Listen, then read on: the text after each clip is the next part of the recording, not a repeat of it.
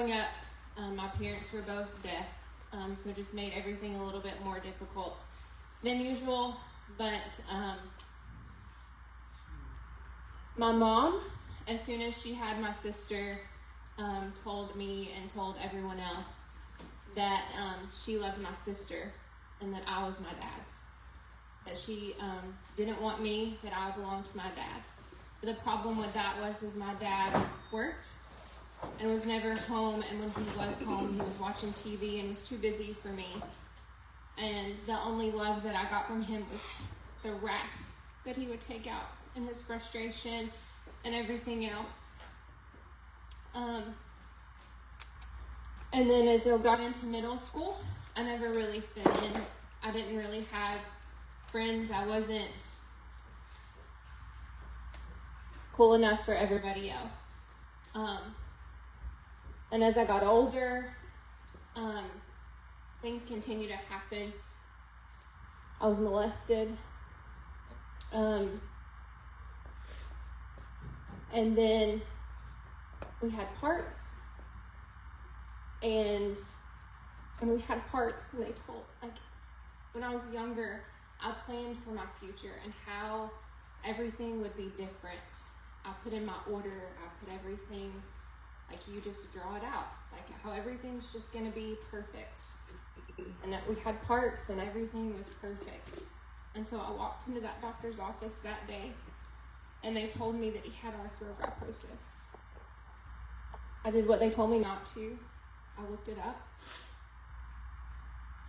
And I was so mad. I was so mad because all I'd known my whole life was infirmity. I watched my mom and dad, who were deaf, and how the people around us would look at us, how people would make fun, how they would say things. And here I am with a son who's going to have to walk through something else. And it just followed me, and I was so mad. I was so mad at God, because it's just like putting in your order for a cheeseburger. If you don't ask for bacon and they put bacon on it, you're upset. I was upset.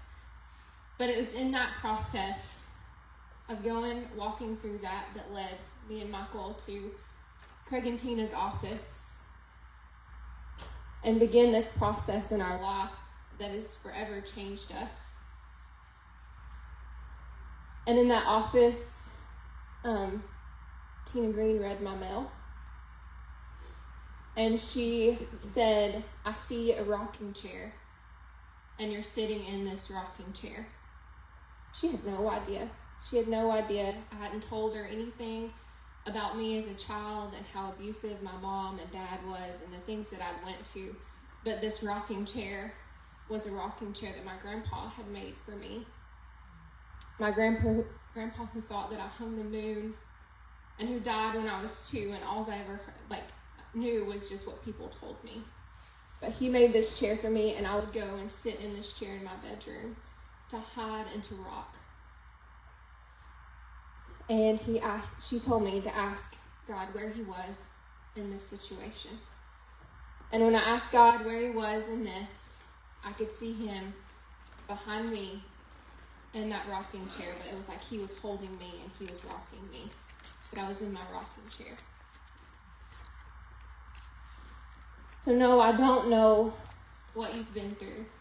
I don't know what's happened. I don't know what circumstances and situations that you've had to go through. But I do know that God is faithful. He is there with you, was with you, and will continue to be with you. He will walk through this with you. He'll walk through all the pain and the hurt. Unforgiveness is destructive. It hinders our relationship with God, others, and it blocks our prayers and breeds bitterness. Unforgiveness left unattended turns to bitterness, and bitterness breeds contempt, resentment, which then turns into hate. Unforgiveness acts as an anchor for pain, creating a root of bitterness that can corrupt your spiritual life and the lives of those around you. It is drinking poison in hopes that the offender is affected. The human heart has such propensity to turn festering hurt into hate. Forgiveness. Forgiveness is the act of pardoning an offender. In the Bible, the Greek word aphesis is to send away. It is a release from bondage or imprisonment, dismissal, sending away, and forgiveness, canceling out all judgment, punishment, obligation, or debt. Forgiveness is a conscious, intentional decision to let go of resentment, bitterness, and thoughts of revenge towards someone who has wronged us. Forgiveness is fundamental. It's an internal process of freeing yourself from the emotional grip of past hurts that keep you from moving forward in all that he has for you. Unforgiveness keeps us chained to the past, tied to the hurt, to the pain, and unresolved circumstances. God has called us to go and make disciples, to be a reflection of him to the world, reflecting his grace, mercy, and most of all, his love to the world around us that has lost sight of him. But we can't when we're chained to unforgiveness and to bitterness. We can't allow the hurt of our past to define who we are, to define our circumstances or our future. Forgiveness doesn't deny the hurt. It puts it into God's hands so he can help you better process it. Forgiveness is giving up all hope for a better past. We have already spent too much time and energy trying to fix and figure out what went wrong. We can't fix it. We won't be able to figure it out. Answers to our whys and what ifs won't make it any better either. It's time to hand it over to him. He is able to make beauty out of the ashes, a masterpiece from all the shattered pieces. Michael talked about him giving him all the stuff that he had written on a piece of paper. He gave me this vision of myself, and I was holding a box. And inside that box, it contained all the brokenness.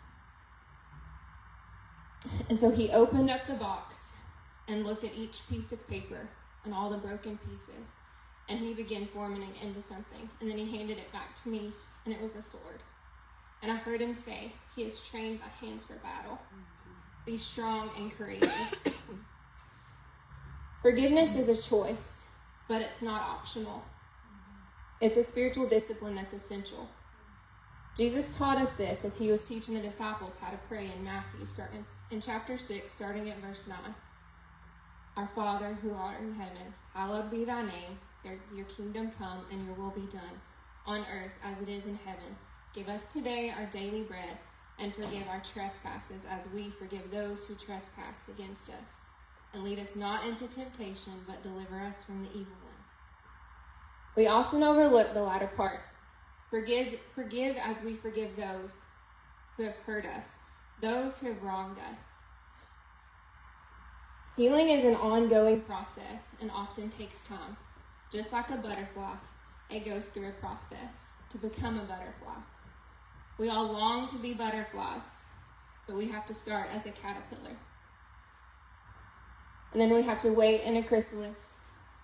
And a lot of us find ourselves right now in that place. But there is hope. One day we will fly. Hear his whisper, be still and know. Patience is key. Just take the first step and choose to forgive. Then continue to move forward, step by step. This is something that we'll have to choose to do daily, moment by moment at times. In Matthew 18, verse 21, Peter came to Jesus and he asked, Lord, how often should I forgive someone who sins against me? 7 times? Jesus replied, no, not 7 times, but 70 times 7. Forgiveness is not just a one and done kind of thing. It's a lifestyle. Forgiveness just doesn't erase the memory or change what happened. It doesn't condone or excuse your perpetrator either. It's not minimizing what happened or pretending it was okay. It does not obligate you to reconciliation. You can forgive someone while still having strict boundaries. It's not making peace with things that are unchangeable, but moving forward in the beauty of forgiveness. Recently, God brought this to my attention. I had just made peace with a situation, but I had not forgiven those I felt was involved with the situation. Forgiveness is the hardest step to take, but the only step that leads to any good. Forgiveness is not something that we can accomplish through our own striving. It will always be contingent on the situation. When we do it in our own striving, it will always be contingent on the situation. Apart from Jesus, we will never get it done. Apart from him, will we always relate that person according to our flesh. Jesus will accomplish it in us, through us, and for us. Forgiveness brings healing and freedom. Peace is the evidence of a life of forgiveness, not just peace that's possible in the absence of chaos. And it's not that the people around you are peaceful or that all your relationships around you are peaceful all the time. It's knowing that you've released yourself from the binding effects and constricting force of unforgiveness and constraining feelings of unfairness. Living in the comfort of peace is so much better than living in the constraints of unforgiveness. Some signs that you might be holding on to some unforgiveness or bitterness is the way that you speak of that person, or the way that you respond when someone says their name. God pushed me a little further as I was walking through this season in my life, and he asked me if I knew if that person was thriving and very successful in life and ministry, if I would celebrate with joy. The situation that I'm talking about is Michael just shared about when we were in ministry in Michigan and we came back it ended very nasty and ugly, and we came back very hurt. But if I would celebrate with joy, if they were thriving, and I had to be really honest with myself. And at that point, no, I did not want them to succeed. I wanted to watch everything around them burn. Wrath is not success. Do you, that's what I felt. Do you have any of those feelings? Matthew 12, starting in verse 33. This is in the Passion Translation. It says, "You must determine if a tree is good or rotten. You can recognize good trees by their delicious fruit. But if you find rotten fruit, you can be certain that the tree is rotten. The fruit defines the tree. How can your words be good if you are rotten within? For what has been stored up in your heart will then overflow in your words." It's in the pressing, it's in the pressure that exposes what lies within. Just like fruit when rotten, some areas that are left unattended, those areas then affect everything else. Eventually the whole thing is rotten and spreads to those around, and then causing them to spoil as well. One bad apple can ruin a whole bushel. It's in the pressing. Allow him to make new wine today. We have to cooperate with God, overcoming evil with good, living at peace so long as it depends on me. Living at peace so long as it depends on you. Leaving God room to work,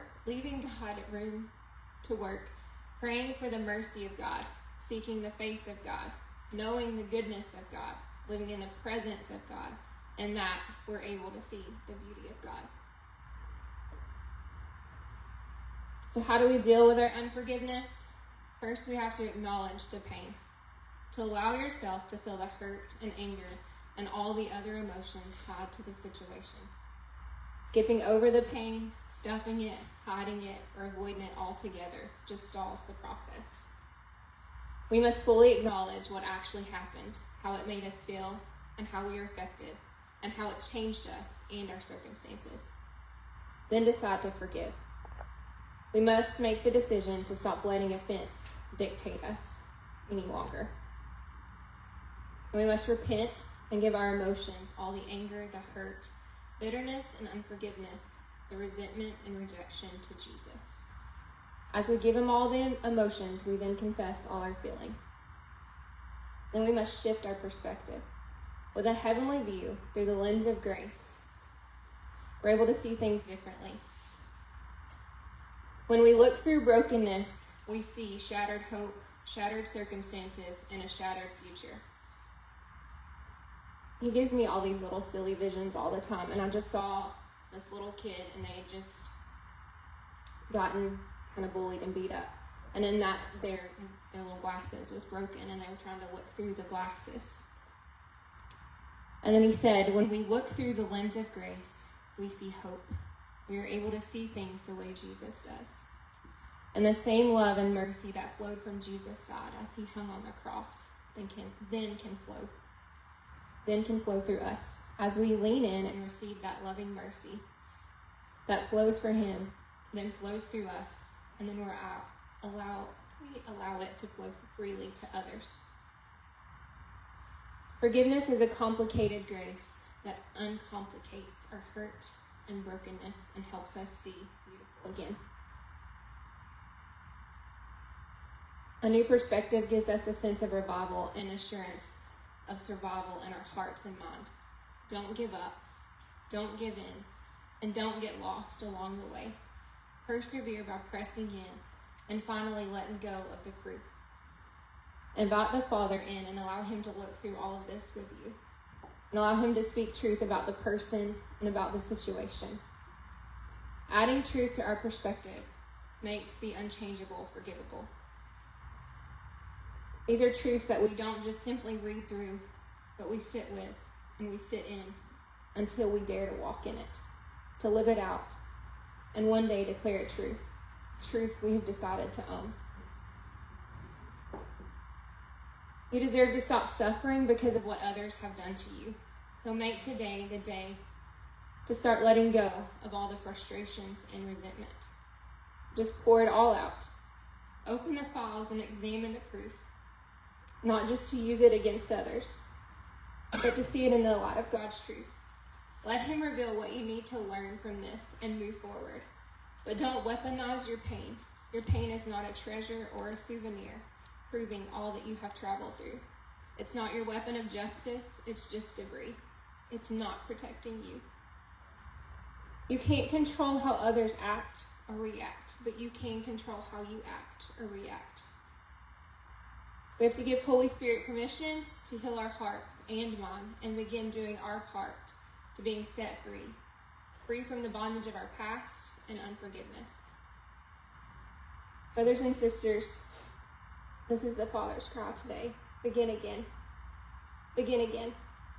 Get back up again. Dust yourself off and begin again. You have a choice. So when we went to Michigan, a lot of things happened. A lot of people said awful things about us. We had to sell our house. We lost a lot of money. And when me and Michael came back, I felt like we had lost our purpose in life.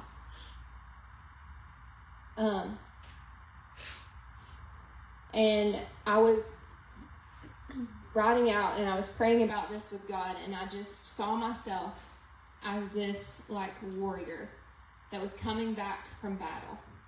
And this warrior just looked like they were barely making it. They were barely standing up. They had bandages around their knees, their arms, around their head, and they were waving this little flag. And it was like a little rinky-dink flag, and it just looked all tore. And then I heard him, I journaled out, and I feel like this is for y'all too. You have a choice. The enemy wants you to wave the victim banner. You have been rejected. You have been the victim, but that is not the ending that I have for you. That is what the enemy wants you to think, but the truth is, you are victorious. You broke through before, and you will again. Forgiveness is the banner you carry. It radiates from your story. Choose to pick up that banner and march forward, my warrior. Take the hard step. The more you walk it out, the easier it gets. And once I grasped hold of that, I saw, it just began to change how I saw the warrior. And then I saw this warrior who just looked what I would perceive as victorious. They were not wounded. And their flag was big, and they marched with purpose, and they marched with boldness and courage.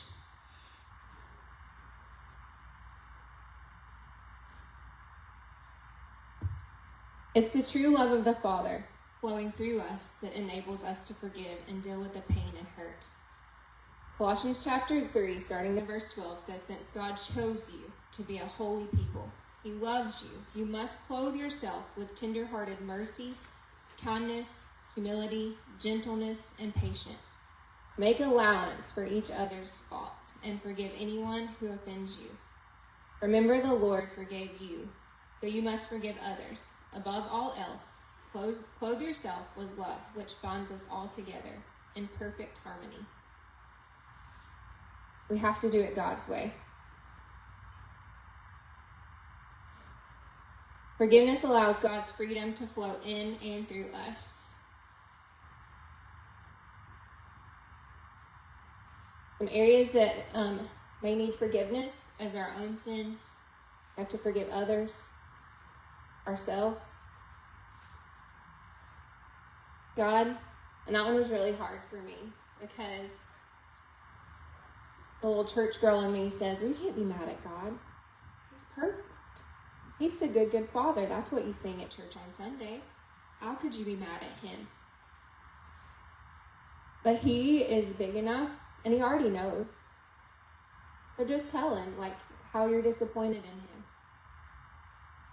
And allow him to show you the truth to your disappointments. And release him from the blame that we've held against him.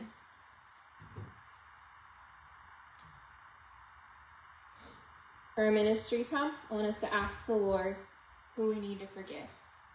Make a list. Ask the Holy Spirit what it is that you hold in your heart against these people. Be honest. Pour it all out. He can handle it no matter how messy or how ugly it is. He already knows. He's just waiting for you to give it to him.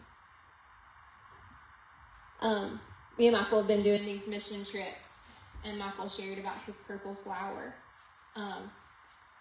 Not this last trip, but the trip before was the first time that I traveled on to another village, which we had to hike another 7, it was a long ways,